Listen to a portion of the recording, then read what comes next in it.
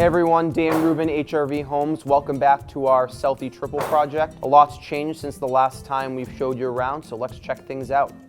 As you can see, framing is about 95% done.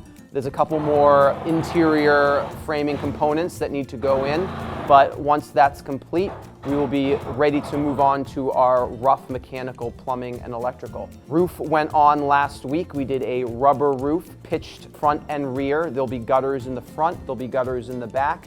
We have an infiltration system on the side of the house where all of our roof water runoff will go into. We also started our siding. We went with a hardy shake siding. The majority of the building will be one color, with the exception of the front left of the building will be a lighter color to give it a little two-tone. We've also started our window install. We went with Marvin Integrities on this project. We love Marvin. They make a really high-end product. And we went with the fiberglass exterior, wood interior, some casement, some double hung to mix things up. Once our roofing, siding, and windows are done, we'll bring in our HVAC contractor to start roughing all the trunk lines, followed by our plumber, sprinkler, and then finally electrician.